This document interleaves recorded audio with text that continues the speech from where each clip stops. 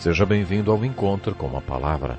Esse programa é parte de um estudo de todos os livros da Bíblia que começou com o Velho Testamento e hoje está nas cartas do apóstolo Paulo no Novo Testamento. Os últimos programas foram dedicados ao estudo da primeira carta de Paulo aos Coríntios. Nesta carta, Paulo oferece soluções bem específicas para cada um dos problemas daquela igreja. Ao mesmo tempo, ele também apresenta uma solução que pode ser aplicada a todos os problemas da igreja de Corinto e da nossa igreja de hoje também. Paulo apresenta essa solução para os problemas da igreja assim: entretanto, busquem com dedicação os melhores dons. Passo agora a mostrar-lhes um caminho mais excelente. Ainda que eu fale as línguas dos homens e dos anjos, se não tiver amor, serei como sino que ressoa ou como prato que retine. Ainda que eu tenha o dom de profecia e saiba todos os mistérios e todo o conhecimento e tenha uma fé capaz de mover montanhas, se não tiver amor, nada serei. Ainda que eu dê aos pobres tudo que eu possuo e entregue o meu corpo para ser queimado, se não tiver amor, nada disso me valerá. O amor é paciente, o amor é bondoso, não inveja, não se vangloria, não se orgulha, não maltrata, não procura seus interesses, não se ira facilmente, não guarda rancor. O amor não se alegra com a injustiça, mas se alegra com a verdade. Tudo sofre, tudo crê, tudo espera, tudo suporta. O amor nunca perece, mas as profecias desaparecerão, as línguas cessarão, o conhecimento passará. Pois em parte conhecemos e em parte profetizamos. Quando, porém, vier o que é perfeito, o que é imperfeito desaparecerá. Quando eu era menino, falava como menino, pensava como menino e raciocinava como menino. Quando me tornei homem, deixei para trás as coisas de menino. Agora, pois, vemos apenas um reflexo obscuro como em espelho. Mas então, veremos face a face. Agora conheço em parte. Então conhecerei plenamente da mesma forma como sou plenamente conhecido. Assim permanecem agora estes três: a fé, a esperança e o amor. O maior deles, porém, é o amor. Quando Paulo escreveu esta carta à igreja de Corinto, foi movido pela essência do poder ou carisma do Espírito Santo. Na parte anterior da carta, quando repreendeu a igreja, ele tinha tratado de alguns problemas pelos quais a igreja estava passando, conforme vimos nos capítulos 1 até o 11. No capítulo 12, Paulo começou a tratar de questões espirituais, como as funções do Espírito Santo, os dons espirituais, e a ordem que deveria haver na igreja durante a manifestação dos dons. Lemos sobre tudo isso nos capítulos 12 e 14. Mas no capítulo 13, Paulo diz que mostrará um caminho ainda mais excelente.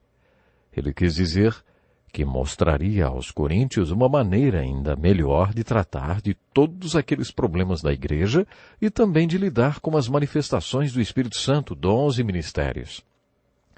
Este caminho ainda mais excelente e superior aos dons do Espírito Santo, um caminho ainda mais excelente do que a vida no corpo de Cristo, seria um caminho muito especial.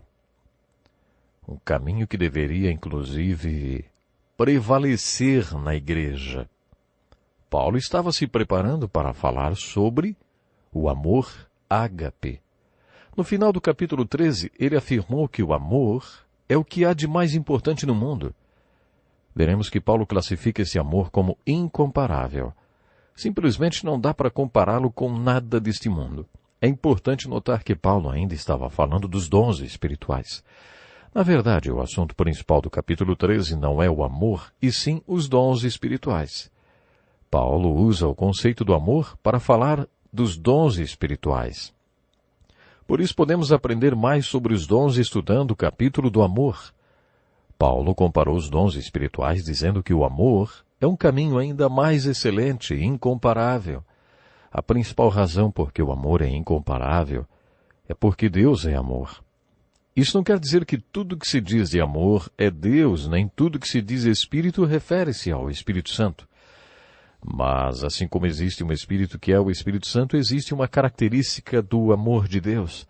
A palavra grega usada para amor nesta passagem foi ágape. Existem outras palavras gregas no Novo Testamento para amor, mas que não representam o mesmo sentimento do significado nem com as características da palavra amor usada em 1 Coríntios 13. Nesse capítulo, Paulo está falando sobre o amor ágape. Amor ágape que representa a característica, o tipo do amor de Deus, como o amor de Deus é. E é neste contexto que Paulo afirma que o amor é incomparável. Depois, Paulo afirmou que o amor é insubstituível e disse que nada do que ele fizesse, fosse ou tivesse, poderia substituir o amor. Se refletirmos um pouco sobre isso, entenderemos o porquê desta afirmação. Se amor é Deus, então é verdade que nenhuma manifestação pode substituir a essência do que Deus é na sua vida. Parece que Paulo falou do capítulo 13, algo um pouco até diferente do que ele disse no capítulo 12. Então, o que ele falou no capítulo 13 é algo um pouco diferente do que ele disse no capítulo 12, quando afirmou que as evidências da unção do Espírito Santo são os dons espirituais. Depois de falar sobre os dons espirituais, Paulo afirmou que é através deles que o Espírito Santo manifesta a sua unção para os diferentes ministérios. Mas, no capítulo 13, Paulo fala sobre a evidência de que o Espírito Santo habita em nós. Como você sabe que já recebeu o Espírito Santo? Como saber que o seu corpo é templo do Deus vivo? Como você sabe que Cristo está em você? A prova é o fruto. Sabe qual é o fruto? O amor. O que Paulo afirma neste capítulo é que não é uma questão de um ou outro, mas de ter as duas coisas. Você não poderia ter as evidências do Espírito Santo na sua vida, ou seja, os dons, sem que também tivesse o fruto do Espírito, que é o amor. É por isso que o amor é incomparável e insubstituível.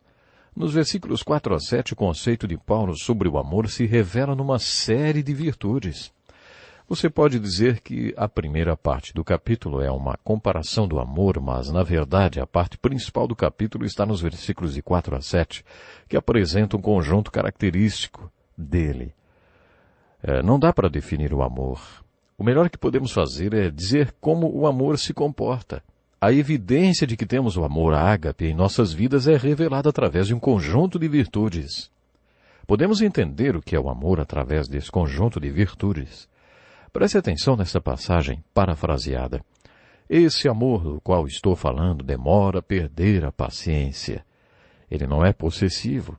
Ele não tem a pretensão de impressionar, nem tem um conceito pretensioso de si mesmo. O amor sabe se comportar e não procura os seus interesses egoístas. Ele não é melindroso. Ele não fica se gabando das fraquezas dos outros. Pelo contrário, alegra-se com os homens bons quando a verdade prevalece. O amor não tem limites para perseverar, confiar e ter esperança. Ele pode substituir a tudo. De fato, é a única coisa que permanece depois que tudo já ruiu. Também podemos parafrasear o último capítulo assim, Se você ama alguém, será leal a essa pessoa, não importa o que isso lhe custe. Sempre acreditará na pessoa e esperará o melhor dela e ainda sempre irá em sua defesa. Quando analisamos e sintetizamos este conjunto de virtudes, descobrimos a essência do amor que Deus é, que é a solução e a base para o poder, a essência do Espírito Santo. A primeira virtude desse amor é que ele é indestrutível. O amor ágape é forte, aguenta tudo, vamos dizer assim. Ele suporta o sofrimento e aguenta qualquer coisa. Ele sobrevive a tudo. Se pela graça de Deus você estiver amando alguém com o amor ágape, poderá afirmar que nada acabará com este amor, porque você está amando a pessoa com o amor de Deus. E o amor de Deus é forte e suporta tudo. O amor de Deus é indestrutível. Observando um pouco mais esse conjunto de virtudes, vemos que o amor ágape é incondicional. Diferente do amor humano, que é sempre condicional. O amor humano é baseado em atitudes. Olha, se você fizer isso e isso e isso, então talvez eu ame você. Esse é o amor humano. É assim que os pais amam seus filhos e que a maioria dos casais se ama. a pessoa que recebe o amor condicional. Esse amor que depende das atitudes está sempre insegura porque mesmo que seu comportamento tenha sido bom hoje, quem garante que conseguirá um bom comportamento amanhã, hein? Uma mulher que é amada pode ser uma boa parceira sexual, mas vive insegura. O que poderá acontecer se, por causa de uma doença ou qualquer outra coisa, ela não tiver mais a mesma performance? E o marido que é amado porque sustenta bem a família? Será que ele não teme passar por uma crise, uma depressão ou desemprego e deixar de ser amado? Crianças que são amadas condicionalmente vivem inseguras porque não sabem se podem manter o comportamento que seus pais exigem. Este é o amor humano, e não é o amor ágape sobre o qual Paulo nos fala nesse capítulo. O amor ágape é sempre incondicional e diz para a pessoa amada: amo você de qualquer jeito, sempre amarei você. No final do capítulo, Paulo diz que há 3 coisas eternas: a esperança, a fé e o amor. Mas o amor é o mais importante dos 3. A esperança é um dom eterno que vem de Deus. É a convicção que Deus coloca no coração dos homens de que algo bom vai acontecer. Todo ser humano vem ao mundo com uma convicção de que há algo bom no mundo que um dia atingirá sua vida. Dizem que as pessoas cometem suicídio quando perdem essa convicção de que algo bom vai lhes acontecer. Em outras palavras, quando perdem a esperança. Infelizmente, todos os anos, milhares de pessoas cometem suicídio. Que tragédia! Mas, ao mesmo tempo, é um milagre que tantas pessoas continuem firmes nesta convicção de que algo bom vai lhes acontecer e não se matam. No Salmo 34, Davi nos convida a provar e ver que o Senhor é bom e que existe algo de bom para acontecer na nossa vida. Que esperança gloriosa, hein? E Ele é a nossa esperança, o Senhor é a nossa esperança desde o dia em que nascemos. O autor de Hebreus, no capítulo 11, o capítulo da fé, diz que a fé é a certeza daquilo que esperamos. A fé é o que dá consistência à nossa esperança. Você pode ter esperança em algo bom, mas quando tem fé, você crê que algo bom vai acontecer, porque você tem base para esta convicção. Se esta base não existir, sua esperança será vazia. A esperança é importante porque leva à fé. No final deste capítulo, Paulo afirma que há 3 coisas neste mundo que são eternas. A esperança é importante porque leva à fé. A fé é importante porque leva a Deus. No capítulo da fé, em Hebreus 11, lemos que sem fé é impossível agradar a Deus, pois quem dele se aproxima precisa crer que ele existe e que recompensa aqueles que o buscam.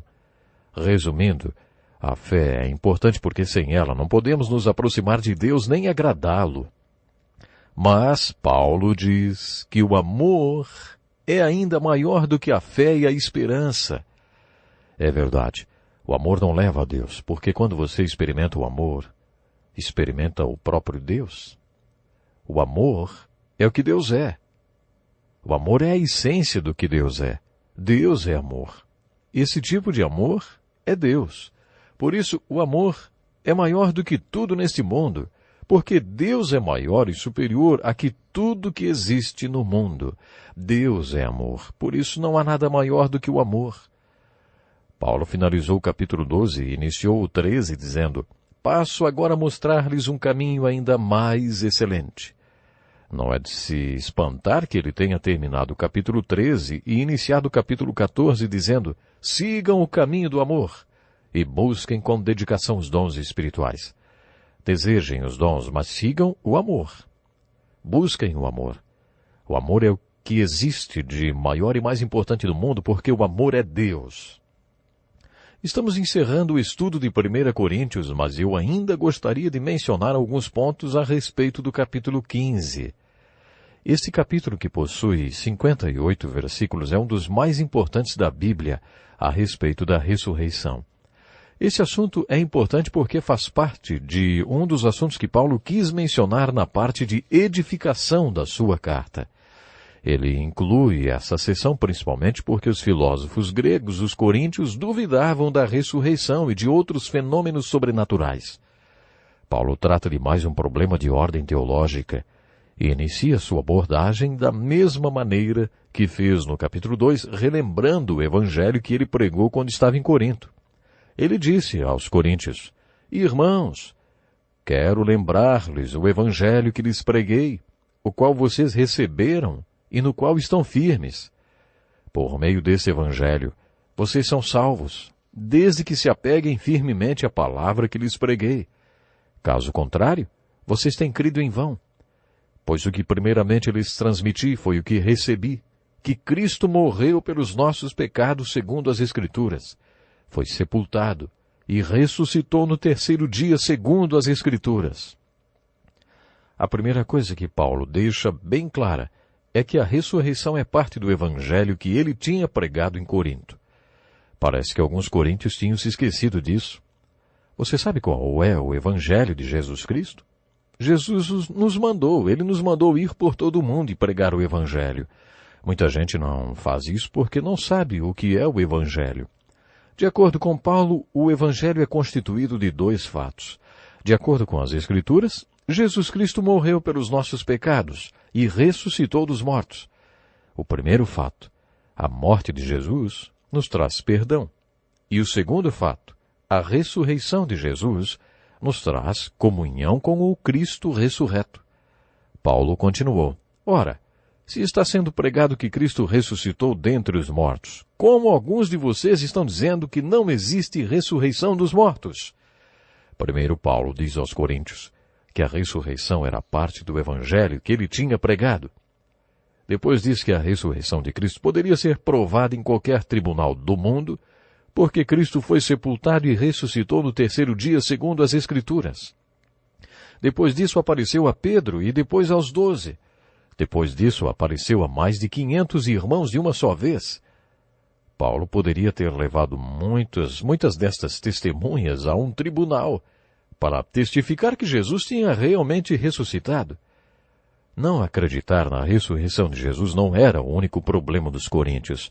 Eles também ironizavam o ensino de Paulo que dizia que o crente que tivesse morrido ressuscitaria um dia. Esse é o tema principal deste capítulo. No segundo parágrafo, Paulo afirma que a ressurreição do crente em Jesus está ligada à ressurreição do Senhor. Na verdade, a ressurreição de Jesus Cristo foi o primeiro fruto de ressurreição. Paulo continuou dizendo: se não há ressurreição dos mortos, nem Cristo ressuscitou, e é inútil a nossa pregação, como também é inútil a fé que vocês têm. E se Cristo não tivesse ressuscitado, estaríamos perdidos, porque então não poderíamos ser salvos por ele. A ressurreição de Cristo provou que ele era Deus, e o fato de Cristo ter morrido na cruz por nós é o que nos salva. Os coríntios, que eram gregos, tinham 2 perguntas sobre a ressurreição. Como uma pessoa poderia ser ressuscitada dos mortos e como seria o corpo dela quando ressuscitasse? Paulo explicou aos coríntios: o que você semeia não nasce, a não ser que morra. Quando você semeia, não semeia o corpo que virá a ser, mas apenas uma simples semente, como de trigo ou de alguma outra coisa. O corpo que é semeado é perecível e ressuscita imperecível. É semeado em fraqueza e ressuscita em poder. É semeado um corpo natural e ressuscita um corpo espiritual. Paulo foi detalhado. Para que vocês estejam prontos para ir para o céu, Deus tem que resolver 2 problemas. O corpo de vocês é corruptível e o espírito mortal. Nem carne nem sangue podem entrar no reino de Deus porque são corruptíveis e não podem fazer parte do que é incorruptível. Vocês não podem entrar no céu na forma de corpo físico porque o seu corpo é corruptível.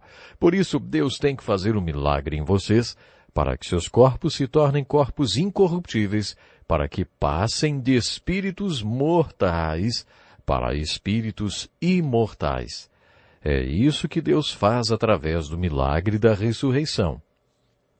Depois Paulo lhes dirigiu a seguinte pergunta: e o que acontece com aqueles que estiverem vivos quando Cristo voltar? Paulo havia ensinado aos Tessalônicos e aos Coríntios que a ressurreição aconteceria na volta de Cristo. Ele explicou que aqueles que estiverem vivos quando Cristo voltar não poderão ir para o céu no corpo físico. Por isso, Todos seremos transformados no momento, num abrir e fechar dos olhos. E nesse trecho Paulo usou a palavra grega átomo, dizendo que seremos atomizados. Aqueles que estiverem vivos quando Cristo voltar serão preparados para seu estado eterno. Os que estiverem mortos e enterrados serão ressuscitados, e os que estiverem vivos serão atomizados, transformados, porque nem carne nem sangue podem herdar o reino de Deus. O corruptível não pode herdar o incorruptível, nem o mortal pode herdar o imortal, se não passar pela ressurreição. Depois desse ensino, Paulo fez a seguinte aplicação: portanto, meus amados irmãos, mantenham-se firmes e que nada os abale. Sejam sempre dedicados à obra do Senhor, pois vocês sabem que, no Senhor, o trabalho de vocês não será inútil. Sempre que os autores da Bíblia se referem aos últimos acontecimentos, como a ressurreição, instruem-nos para que fiquemos firmes, inabaláveis e dedicados à obra do Senhor. Paulo inicia o capítulo 16 dizendo: quanto à coleta para o povo de Deus, depois de um capítulo tão maravilhoso sobre ressurreição, Paulo passa a falar de dinheiro. Algumas pessoas podem pensar: que balde de água fria! Mas Paulo estava se referindo a uma oferta de amor que ele estava juntando dos gentios para ajudar os judeus cristãos de Jerusalém. Na verdade, nessa sessão de edificação de sua carta, Paulo passou a falar sobre a mordomia, que é outro problema em nossas igrejas. Os capítulos 8 e 9 foram totalmente dedicados à importância da mordomia, da administração do que Deus entregou nas nossas mãos. Agora que já estamos concluindo o estudo da primeira carta de Paulo aos Coríntios, quero destacar que tivemos apenas uma visão geral dela. Não pense que esse estudo foi completo. Há muito mais o que aprender com esta carta. Espero que você dê continuidade fazendo um estudo individual e detalhado deste livro. Estude os capítulos nos quais Paulo fala sobre as funções do Espírito Santo e sobre a ordem que deve prevalecer na igreja. No capítulo 14, Paulo nos advertiu que tudo o que ele ensinou a respeito do Espírito Santo é mandamento inspirado do Senhor. Ele iniciou esse assunto dizendo: quanto aos dons espirituais, não quero que vocês sejam ignorantes. Tenho certeza que você não quer ser ignorante, por isso estude todos os capítulos desta carta. Ficamos por aqui. Que Deus lhe abençoe. Este é um estudo escrito pelo Dr. Dick Woodward, na voz do pastor Edson Bruno. Até o nosso próximo encontro com a palavra.